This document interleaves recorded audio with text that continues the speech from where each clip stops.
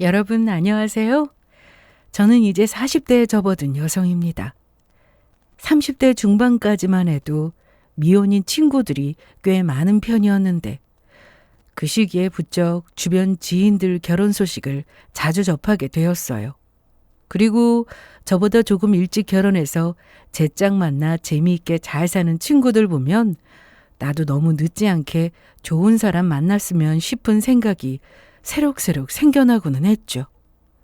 결혼 생각이 없지 않다 보니 어느 정도 나이가 들어서는 주변에서 좋은 사람 소개시켜 주겠다는 말씀하시는 분들도 적지 않았고요. 그렇게 주변 소개 통해서 이성과 만날 자리가 몇 번 있었지만 그런 자리를 통해 만난 사람들이 꼭 마음에 차는 것만은 아니었습니다. 사실 제가 하고 있는 일이 수입이 적은 편은 아니라서 어느 정도 제법 여유가 있는 편이었거든요. 그러다 보니 상대적으로 저만큼 수입이 넉넉하지 않은 남자들이 외도를 가지고 제 호의를 얻으려드는 경우도 종종 있었어요. 그러다 보니 이렇게 제 배경만 보고 접근하는 남자들에게는 아주 학을 떼게 되었습니다. 그냥 제 선에서 슬슬 누구 소개시켜주겠다는 제안은 미소로 거절하게 되었습니다. 솔직히 30 넘어가기 시작하면서는 너무 늦지 않은 나이에 결혼해서 아이도 갖고 싶었기 때문에 조금은 조바심이 났던 것 같기도 해요. 주변 친구들이 하나둘씩 예쁜 조카들 볼 때마다 참 부럽기도 했거든요. 제가 어릴 때부터 아이들을 참 좋아하기도 했어요. 일하면서도 종종 아이들 볼 일이 없지는 않은 편인데 그때마다 아이들 하는 귀여운 집 보고 있으면 좋아서 어쩔 줄을 모르는 걸 감추려고 애를 먹기도 합니다. 이 정도로 아이들을 좋아하는 저였으니 결혼에 대한 생각이 접히지 않은 것은 당연한 일일지도 모르겠어요. 그리고 그런 만큼 내 사랑하는 아이에게 엄마 돈만 보고 달려드는 자격 미달 아빠 같은 건 만들어주지 않으리라 생각하며 더 꼼꼼하게 신랑감을 골라야겠다고 다짐하곤 했습니다. 이런 일련의 일들을 겪다 보니 소개를 통해 만나는 사람보다는 자연스레 어딘가에 내 진짜 운명의 짝이 있지 않을까, 그런 사람을 자연스럽게 만나게 되었으면 좋겠다는 생각을 했습니다. 주변 친구들은 하나둘씩 시집가서 자기 가정 이루고 아이들 키우느라 한창 바쁘다 보니 남은 친구들이 그렇게 많지 않았어요. 30이 넘은 이후부터는 친구들 모임보다 지인들 소개로 동호회 활동을 하기 시작한 것도 이런 이유에서였어요. 제가 활동적인 성격이라서 여름에는 스킨스쿠버 등의 여름 해양 스포츠를 즐기는 편이고 겨울에는 스키장 가는 것도 참 좋아하거든요. 물론 혼자서도 이런 취미 충분히 즐길 수 있지만 그래도 비슷한 취미 공유하는 사람들과 함께하면 훨씬 더 재미있더라고요. 예비 남편을 처음 만나게 된 건 역시 이런 동호회 활동 중이었습니다. 그 사람과 처음 만난 것은 겨울의 스키장이었는데 10여 년 넘게 겨울마다 당일치기로라도 꼭 스키를 즐기던 저는 사실 아마추어 치고는 수준급 실력을 가지고 있었습니다. 그럼에도 불구하고 그동안은 주변 지인들과 어울리느라 동호회를 통해서 스키를 타는 건 그 해가 처음이었어요. 예비 남편 역시 저처럼 그 동호회에 가입한 지 얼마 안 되는 신입 회원이었습니다. 아무래도 이미 활동한 지 오래되어 고인물인 기존 회원들보다는 신입 회원들끼리 붙어있는 경우가 많았어요. 특히나 저 같은 경우에는 신입이라 하더라도 워낙 스키를 탄 경험 자체는 많다 보니 이제 갓 스키를 즐기기 시작한 초보 회원분들 이것저것 봐준다고 자연스럽게 신입 회원 사이에 구심점이 되었습니다. 그 중에서도 특히나 스키를 처음 신고 쩔쩔매며 어쩔 줄을 모르는 게 바로 그 사람이었죠. 알고 보니 함께 동호회에 가입한 친구가 하도 보채서 마지못해 들어온 것 같았어요. 사실 스키에 그리 흥미가 있어 보이지도 않았습니다. 나중에 알게 된 것이지만 처음에 스키장에서 제게 도움을 받았을 때부터 호감을 갖기 시작했지만 쑥스러움을 많이 타는 사람이다 보니 제게 적극적으로 관심을 표하지는 못했더라고요. 저희 사이가 조금 더 가까워지고 개인적으로 친분이 생기기 시작하니 동호회 활동도 그만두더라고요. 그 정도로 낯선 사람 만나는 데에 대해서 두려움을 가지고 있고 정적인 성격을 가지고 있어서 활발하게 움직이는 일을 그다지 선호하지 않는 사람이었습니다. 하지만 기본적으로 자기 주변에 울타리가 확실한 사람이다 보니 타인의 영역에 함부로 침범하거나 예의 없이 구는 등 선을 넘는 짓은 절대 하지 않는 사람이었습니다. 그럼에도 가끔은 우울해 보일 정도인 그 사람의 소극적인 태도가 마음에 걸렸는데 조금 더 가까워지고 나서 속사정을 알게 되었습니다. 사실 그 사람도 학교 다닐 때 공부를 제법 잘했던 모양이더라고요. 집안에 공부 잘하는 자식이 있으면 부모님 입장에서는 당연히 기대를 할 수밖에 없게 마련이죠. 저희 때도 그렇지만 부모님 세대에서 공부를 잘하는 자식이 되기를 기대하는 직업은 비슷하지 않겠습니까? 문과에서 공부 잘하면 법대 보내고 싶어 하실 거고 이과에서 공부 잘하면 의대 보내고 싶어 하시겠죠. 그러다 보니 이과인 예비 남편의 집에서도 자연스럽게 우리 집에서 의사 나올지도 모르겠다며 기대를 많이 하셨던 것 같습니다. 특히나 아버지보다는 자식의 교육에 훨씬 관심이 많으셨던 예비 남편의 어머니, 그러니까 제 입장에서는 예비 시어머니 되시는 분이 특히 기대가 크셨다고 해요. 어릴 적에 아버지가 보증을 잘못 쓴 것도 어머니가 고생하시며 간신히 수습을 한 것 같았는데 그러다 보니 집안에서 예비 시어머니 입김도 제법 컸던 모양입니다. 듣자니 예비 시아버지의 성격이 딱 예비 남편 판박이인 것 같더라고요. 조용하고 큰소리 내기 싫어하시고 약간은 소심한 면도 있으시고 반면 그런 남편에 비해 대창구석이 있던 예비 시어머니가 그 집안의 여장부 노릇을 하셨던 모양입니다. 저 역시 예비 남편같이 조용하고 자기 주장이 강하지 않은 사람을 만나다 보니 어쩔 때는 조금은 답답하다는 생각이 들 때도 있었거든요. 한쪽이 그런 경우에는 나머지 한쪽에서 더 적극적으로 나올 수밖에 없는 것도 어느 정도 이해가 되었고요. 그러다 보니 사랑하는 아들이 꼭 당신 남편 같은 삶을 살게 될까봐 항상 노심초사했던 마음도 이해가 가지 않는 건 아니었습니다. 안타깝게도 결과적으로 고3 수험생활 끝에 의대에 지원은 했지만 결국 불합격했다는 예비 남편이었어요. 차라리 얼토당토 않다 싶을 정도로 성적이 많이 모자라서 떨어졌으면 깔끔하게 포기라도 할 수 있었을 텐데 결과적으로 불합격하기는 했어도 예비 번호까지 받아서 끝까지 애를 태웠다고 하더라고요. 본인도 본인이지만 그걸 보면서 예비 시어머니도 속이 타셨겠죠. 재수는 확정이었습니다. 워낙 시키는 대로 그대로 하는 성격이기는 하지만 그럼에도 재수 생활이 많이 힘들었다고 합니다. 집안에서는 올해는 꼭 붙어야 한다고 압박을 하시는데 좀처럼 의욕은 생기지 않고 그렇다고 내가 이거 안 하면 앞으로 뭐 해 먹고 사나 싶어서 항상 불안하고 답답하고. 남들은 자기 인생의 가장 빛나는 시기라고 표현할 20살 시절에 다시는 돌아가고 싶지 않다고 말하는 예비 남편이었어요. 저 사람 성격이 그렇게 단호하게 말하는 일이 잘 없기 때문에 그 시절이 얼마나 힘들었는지 짐작이 가서 안타까웠습니다. 하지만 이런 재수 생활은 1년으로 끝나지 않았어요. 매번 아슬아슬하게 불합격에 고배를 마시는 동안에도 예비 시어머니는 자식의 의대 진학을 결코 포기하지 않으셨습니다. 사실 우리 집안 형편이 그렇게 넉넉한 편도 아니고 재수하는 데는 돈도 많이 드는데 나도 중간에 그만두고 싶다는 생각을 정말 많이 했거든. 아버지께서도 내가 워낙 힘들어하고 집안 뒷바라지도 쉽지 않으니까 이제 그만 적당한 과 맞춰서 들어가는 게 어떻겠냐고 말씀을 하셨는데 그날 정말 집안이 뒤집어졌거든. 계속 이렇게 살다가는 진짜 죽을 것 같아서 처음으로 엄마 앞에서 대들기도 하고 그랬지 뭐.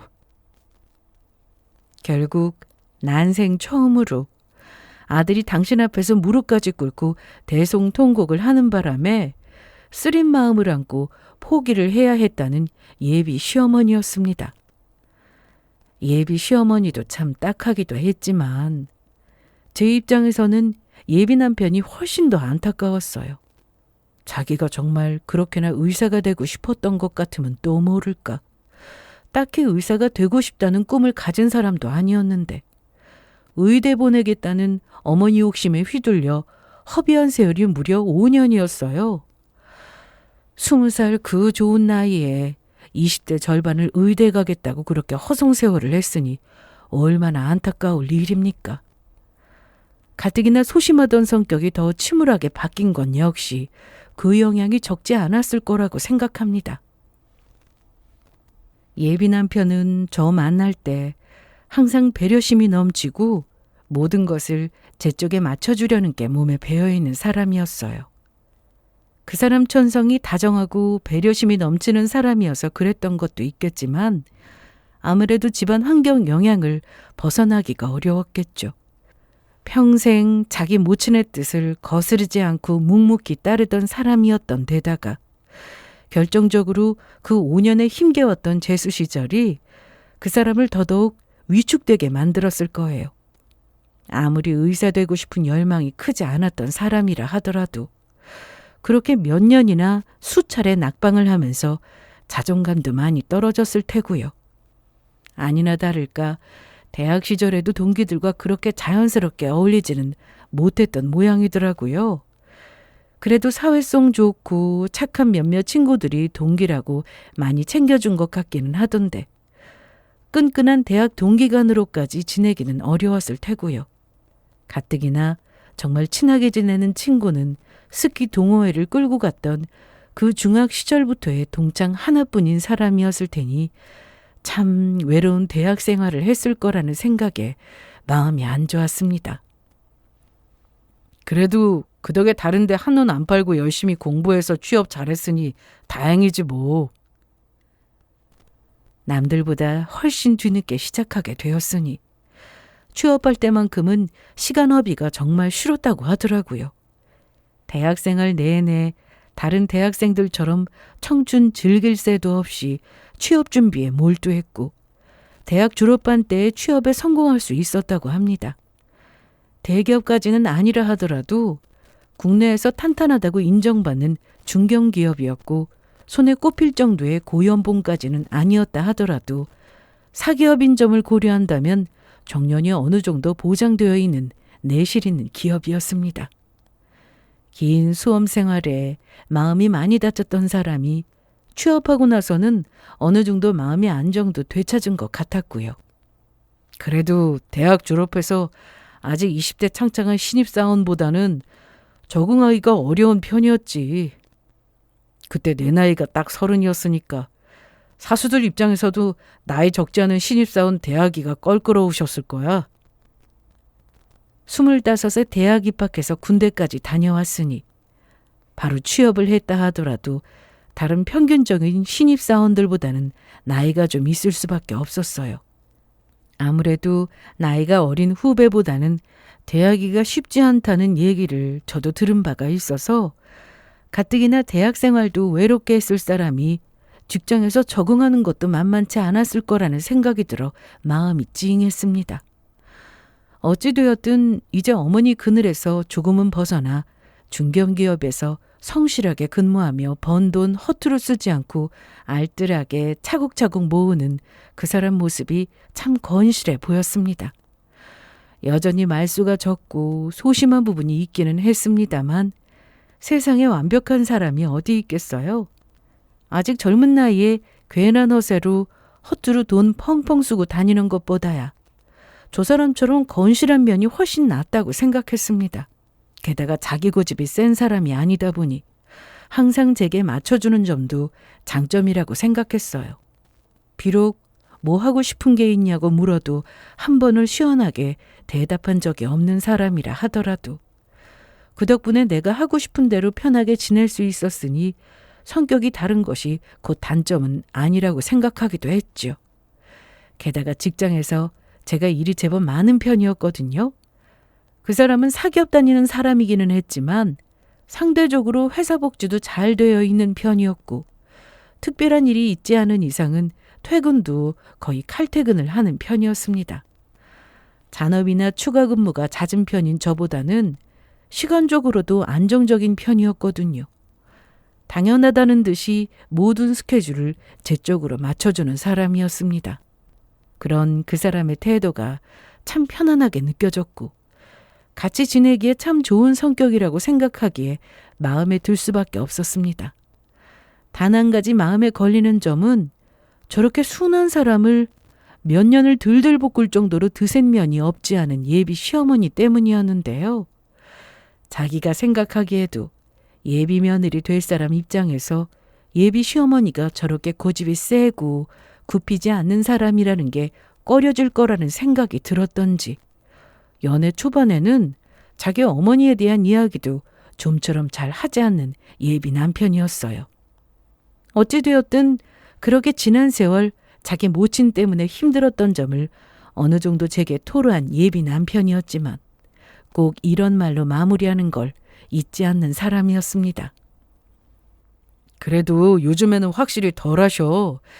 예전에야 잡히지 않을 희망 때문에 스스로도 괴로우셨겠지만 어찌되었든 의사 아들 보는 건 이제 어머니도 포기를 하셨고 나도 예전보다는 훨씬 편안해 보이고 내 앞길 내가 책임지면서 사는 거 보니 어머니도 생각이 많아지셨던 모양이더라고. 그거야말로 다행이라는 생각을 했습니다.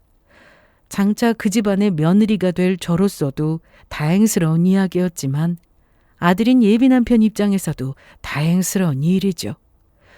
이제는 30대 중반에 들어서 머리가 굵어 예전처럼 휘두른다고 해서 휘둘릴 거라고 생각하지도 않았지만 그렇다 하더라도 예비 시어머니께서 아직도 그 시절에 아집을 버리지 않으신다면 아들 입장에서는 인생이 얼마나 고단하겠어요?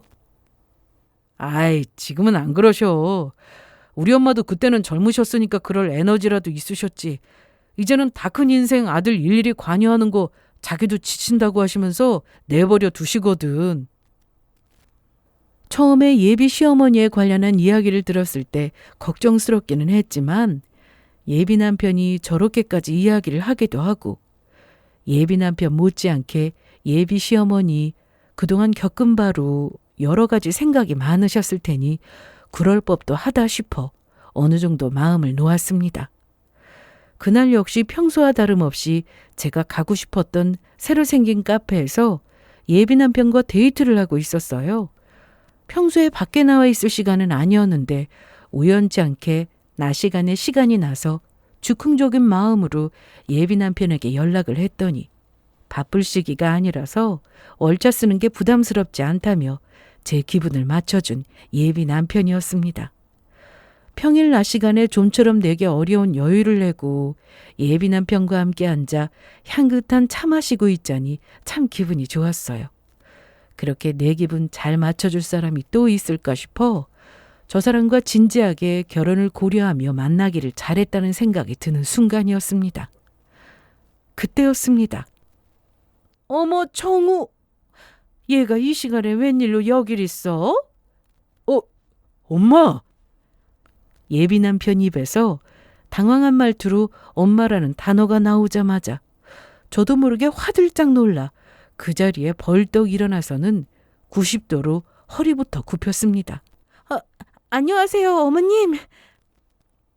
저도 당황스러웠지만 생각지도 못한 장소에서 아들과 아들의 여자친구를 만날 거라고는 저쪽에서도 상상을 못하셨는지 떨떠름한 반응의 예비 시어머니였습니다.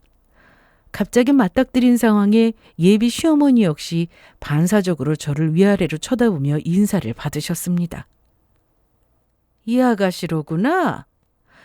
아니, 그런데 둘 다 한창 일할 시간에 어떻게 여길 다 나와 있대? 미리 씨가 최근 며칠간 잔업이 많아 퇴근 시간이 늦어져서 오늘은 좀 쉬고 있었어요. 나는?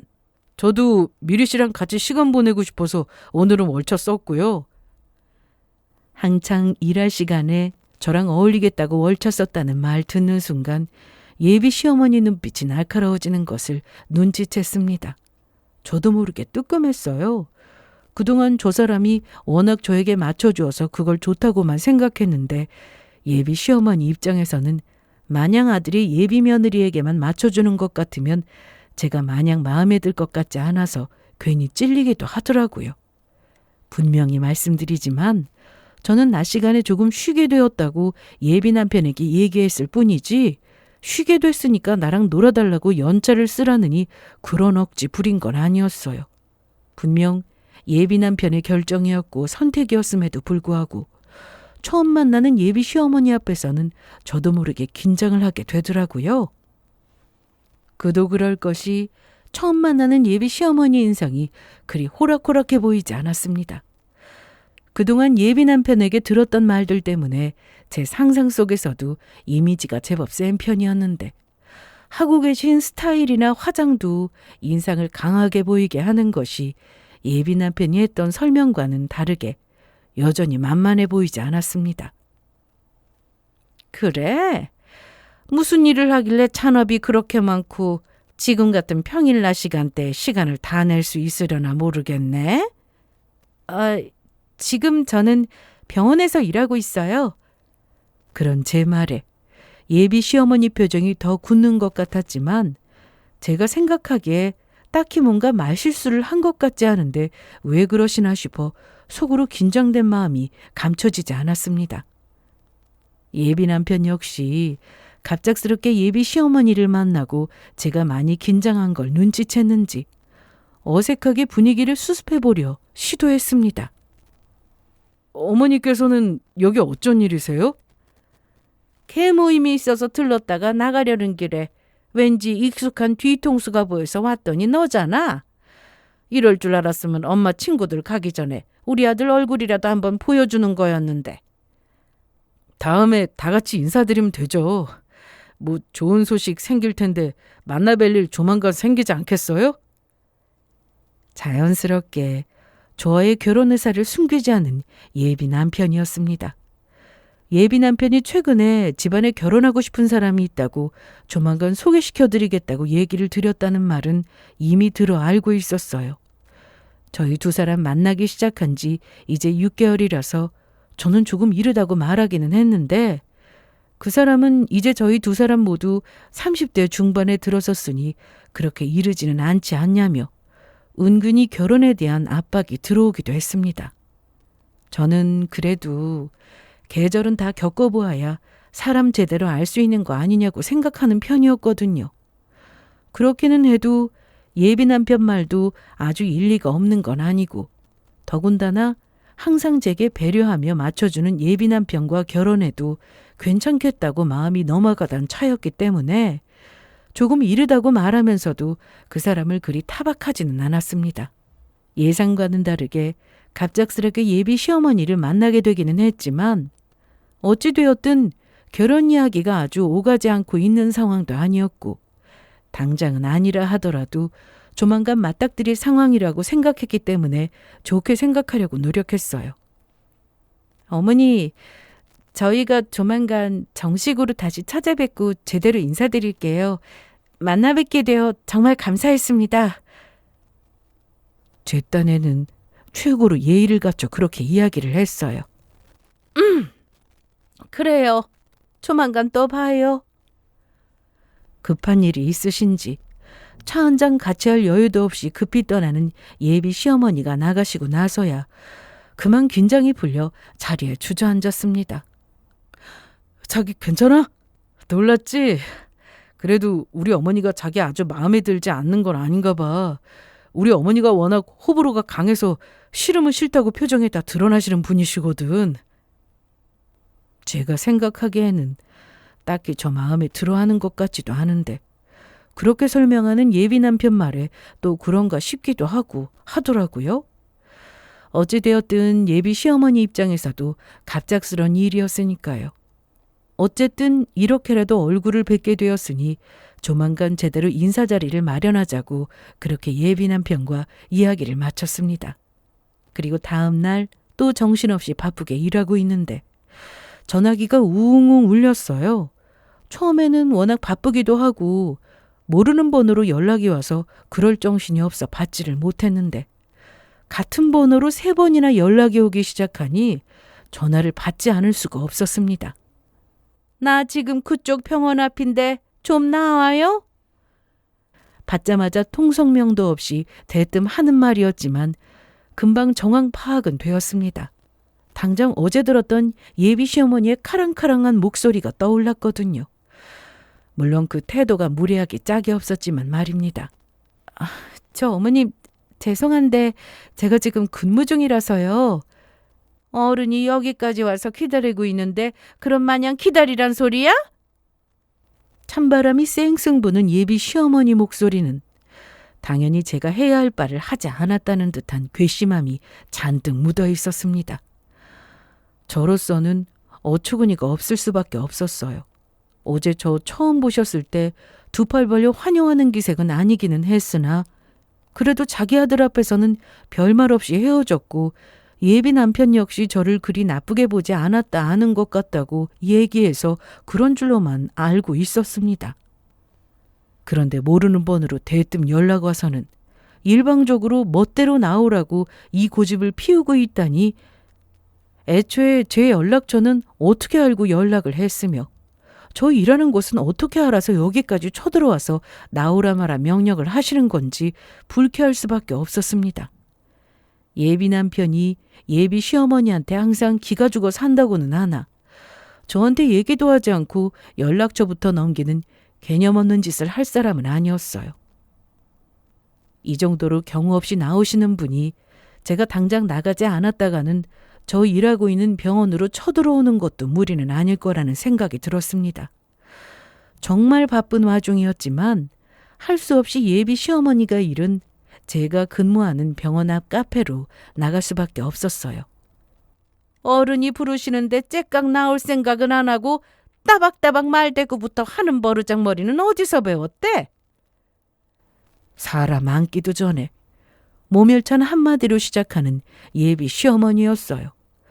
전화 받았을 때부터 상식적인 사람이라고 기대하기는 어려웠지만 살면서 누구에게도 대해보지 못했던 냉대에 제 마음도 차게 식을 수밖에 없었습니다. 하지만 여기서 끝이 아니었어요. 설마 내가 호락호락 결혼 허락해 줄 거라고 생각하고 어머니 하면서 살살거리는 건 아니겠지? 내가 내 아들을 어떻게 키웠는데?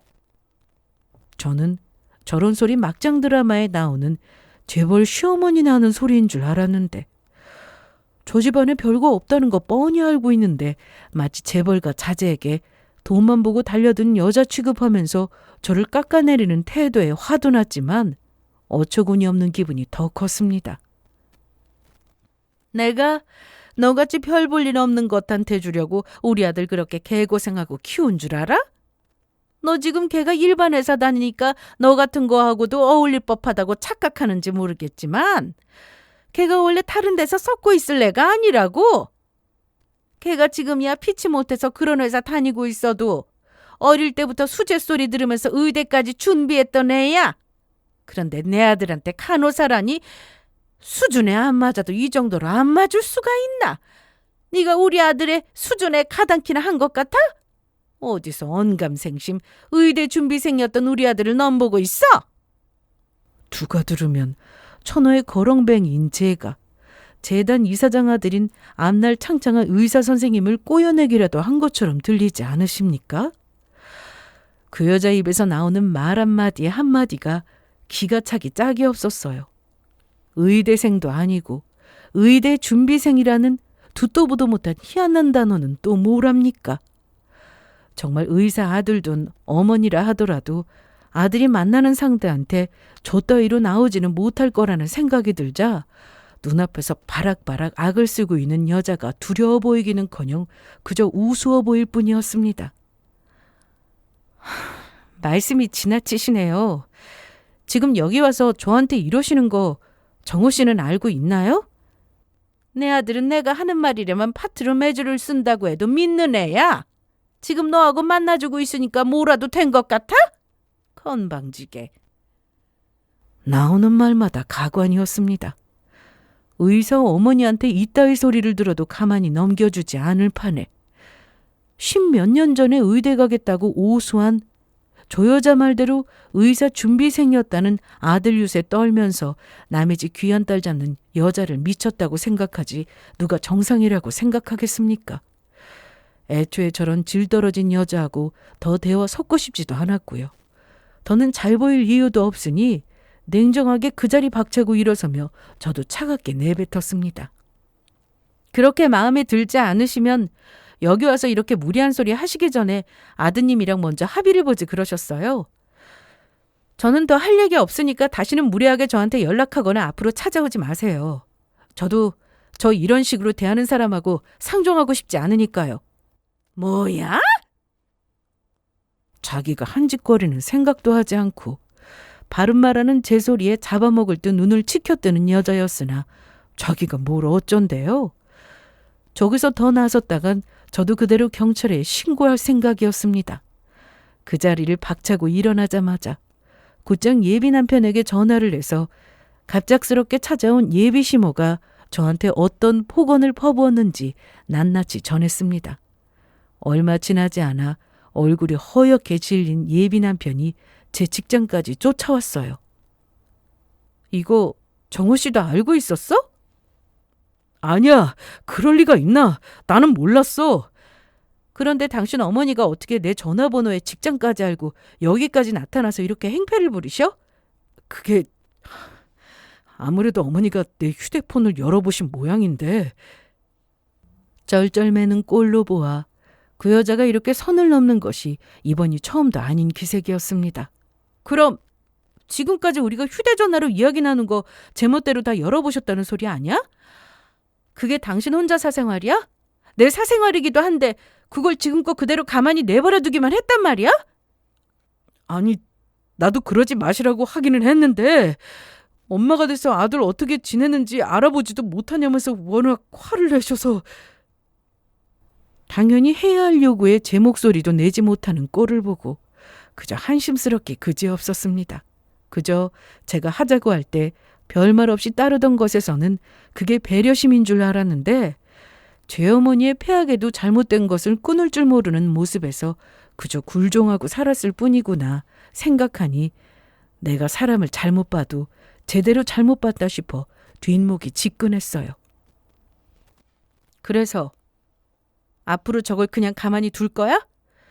정호 씨한테 그러는 것도 모자라서 이제는 당연하다는 듯이 아직 그 집 며느리도 아닌 나를 찾아와서 나 같은 거랑은 수준이 안 맞아서 결혼을 못 시킨다느니 저런 막말을 서슴없이 하는데 그거 정호 씨가 막을 수나 있냐고.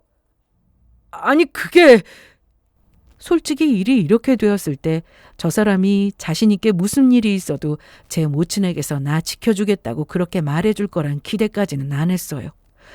그런데 일이 이 지경에 이르렀음에도 자기 모친을 어떻게 해보겠다는 약속 한마디 없이 그저 쩔쩔매고만 있는 모습을 보니 이 관계는 이미 끝이 났구나 하는 걸 뼈저리게 실감할 수밖에 없었습니다. 그만하자. 본격적인 결혼 얘기 나오기도 전에 내가 이 봉변을 당했는데 당신하고 결혼하자고 도대체 당신 모친한테 얼마나 더 당해야 되겠어? 나 그 정도까지 당신하고 결혼하고 싶은 건 아니야. 미리 씨! 제가 결혼 이야기 없던 것으로 하자고 단호하게 말하는 말에 당황스러워서 어쩔 줄을 모르면서도 어떻게든 제 모친 제게 물에 저지른 거 사과시키겠다고 그 한마디를 똑부러지게 못하는 예비 남편이었어요.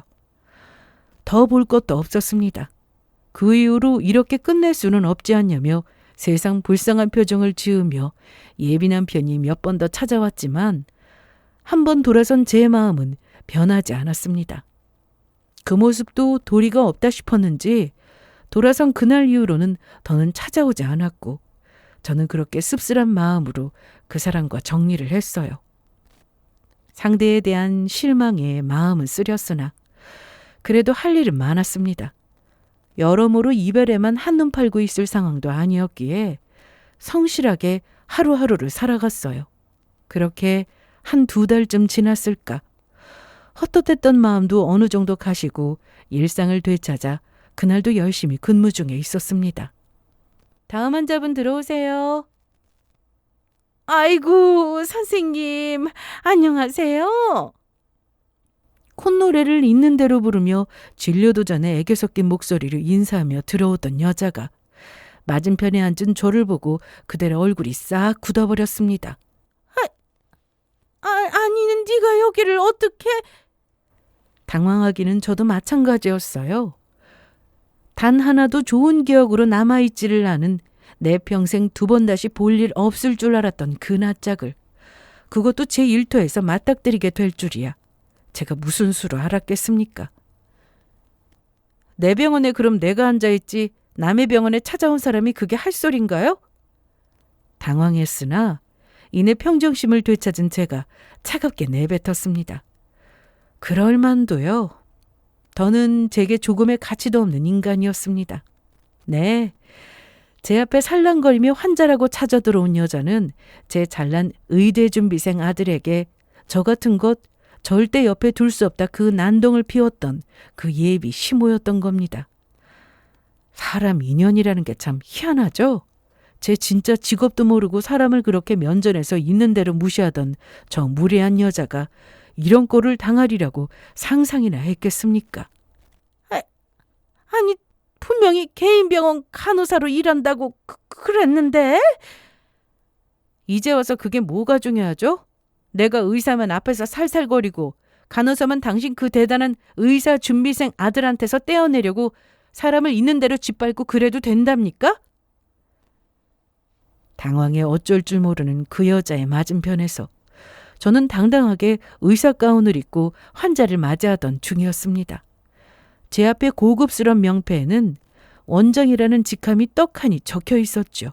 네, 그 병원은 제가 제 명의로 개원한 병원이었습니다. 저는 이 병원의 원장으로서 의사로 일하는 중이었고요. 앞서 제가 소개를 통해 만나게 된 남자들 중 제 덕만 볼 생각으로 속물적으로 들러붙는 남자들이 적지 않다고 말씀드렸죠.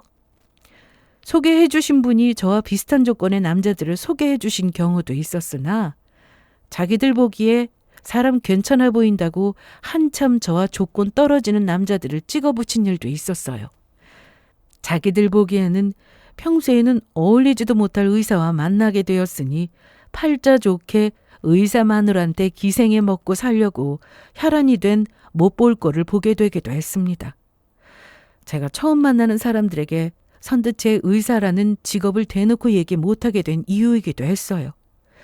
예비 남편을 처음 만났을 때도 소개할 때 그저 병원에서 일한다고만 말을 했습니다. 보통 의사들은 정확하게 의사라고 직업을 얘기하는 편이니 의사 남편 역시 자연스럽게 제가 병원에서 일하는 의사를 제외한 간호사나 원무과 직원 정도라고 이해를 했을 거고요. 저 역시 대놓고 제 직업을 속인 것은 아니니 더 가까운 사이가 되면 천천히 이야기해도 늦지 않다고 생각했고요. 만나면서는 진작 이야기하지 않은 게 그 사람을 속인 셈이 되었으니 미안한 마음도 들었으나 결과적으로는 제 선택에 옳았다는 것을 그 모친이 직접 증명한 셈이죠. 저 여자가 제가 의사라는 걸 알았으면 감히 그때 그따위 망발을 제 앞에서 할 수나 있었을까요? 제 아들은 끝끝내 이루지 못한 의대 합격을 이루고 나아가 의사까지 된 제 앞에서 말이죠. 아니 이러는 게 어디 있어. 의사면 의사라고 얘기를 했어야지. 제가 왜요? 진작 의사인 줄 알았으면 살살 기어서 당신 아들한테 코 깨게 했어야 하는데 그걸 못해서 돌아버렸나? 진작 저한테 바닥 보였으니 뒤늦게 저 의사, 그것도 자기 개인 병원까지 가진 원장 선생님이라는 걸 알고 개거품을 물고 난리 피우는 여자가 그저 비웃음거리밖에 되지 않았습니다. 뭘 잘했다고. 저한테 무슨 사기라도 당한 것처럼 억울한 표정으로 설치는 저 여자 정신상태는 역겹기 그지없었고요.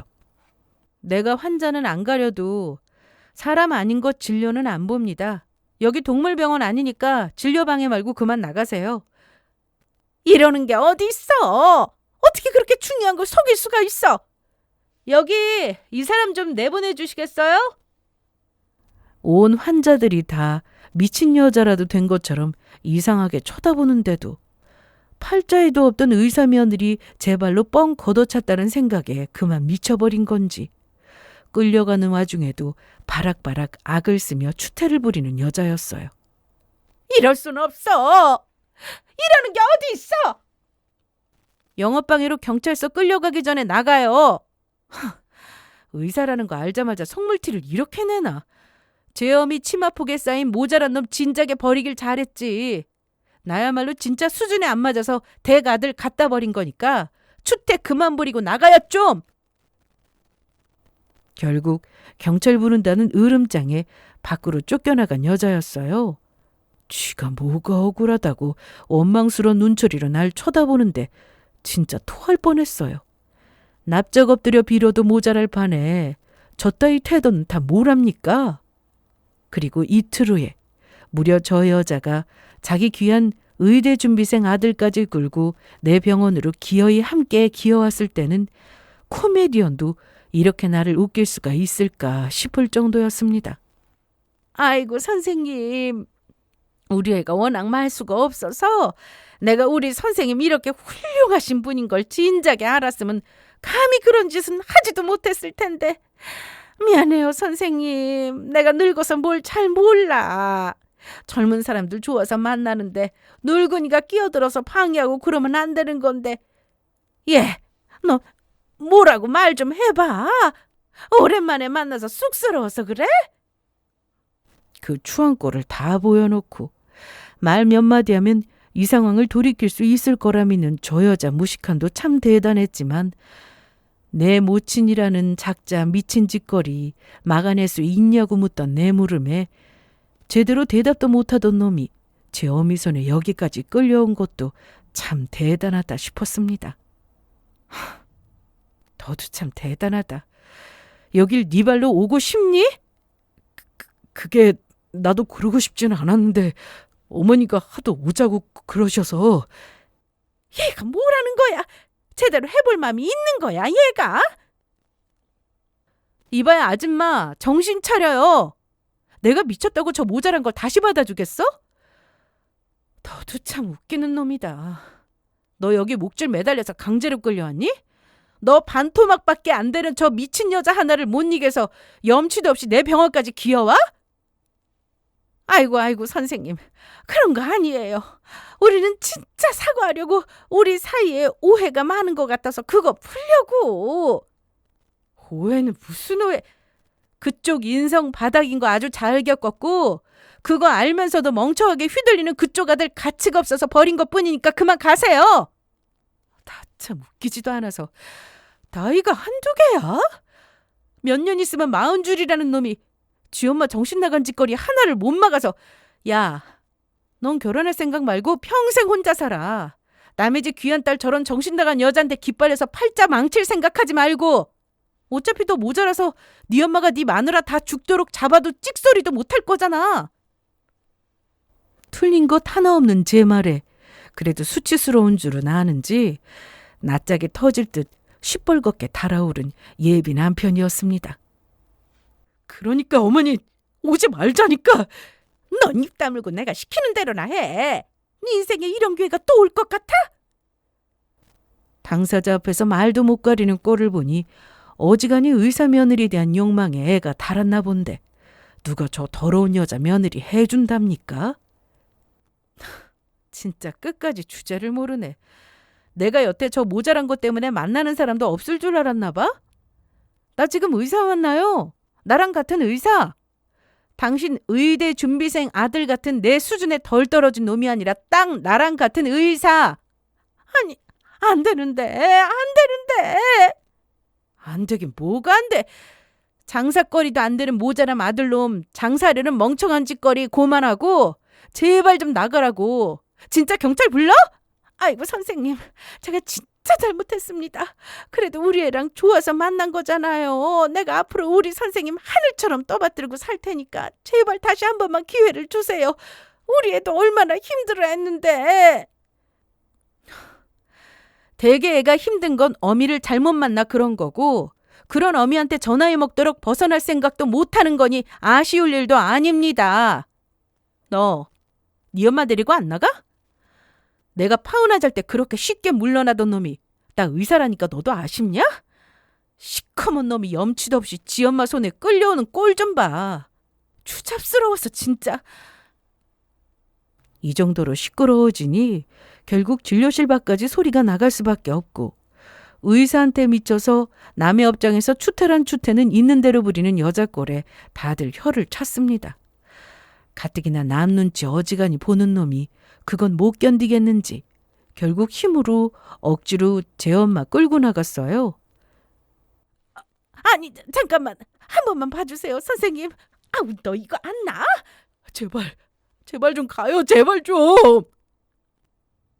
이 와중에도 제 어미한테 큰 소리 못하고 거의 빌다시피 하는 놈 꼴을 보니 저놈은 평생 저 팔자를 못 면하겠구나 싶었습니다.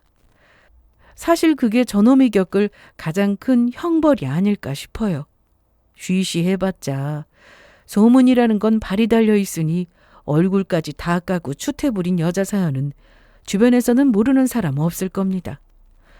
평소에도 인망이 좋진 못했는지 욕심만 많아서 주제도 모르고 아들 가지고 장사하려 했다고 분에 넘치게 의사 며느리 볼 뻔한 걸 제 손으로 제 아들 앞길 망친 악독한 여자라고 손가락질 받는 모양이에요.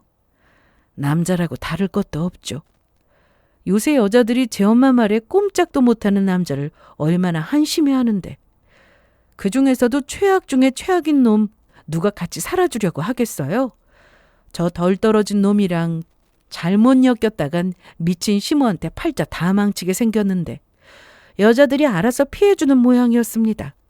선자리 뚝 끊긴 것도 모자라 아직도 심심찮게 조롱거리가 되는 것 같으니 앞으로도 쭉 혼자 살며 제 미친 어미 직접 책임지고 살 것 같아요. 저랑 만날 때도 그렇게 결혼에 안달이 나 있었는데 여태 혼자인 것만 봐도 말 다 했죠. 그것도 벌써 몇 년이 지난 일이네요. 저 거머리 모자 떼어내려 한 소리가 아니라 그때 정말로 학회에서 만난 저와 같은 의사와 교제 중이었던 저는 그 이듬해 결혼을 해서 다복하게 잘 살고 있습니다. 아들, 딸 하나씩 낳고 그렇게 이루고 싶었던 따스한 가정 이루고 정말 행복하게 살고 있어요. 남편도 남편이지만 시어머니를 참 좋은 분 만난 게 제 인생 최대의 복 같습니다. 같은 여자로서 일하는 여자 멋있다고 축켜 세워주시며 먼저 나서서 손자들 봐주시겠다고 일 열심히 하라고 응원해 주시는 분이세요. 일하느라 몸 축날까 걱정이라며 항상 맛있는 음식 배불리 먹여주시는 것도 감사할 일이지만 무엇보다 제가 하는 일 존중해 주시고 저 좋은 거 더 못해 주셔서 안달인 분인데 이런 넘치는 사랑을 받아도 되나 싶을 정도로 사랑받고 살고 있어요. 그때 그 얼토당토 않는 것들하고 빨리 손절했기에 이렇게 더할 나위 없이 좋은 인연들과 다 내 소중한 사람들과 함께 지낼 수 있는 게 아닌가 싶습니다. 오늘 제 이야기는 여기까지입니다. 들어주신 분들 모두 감사드려요.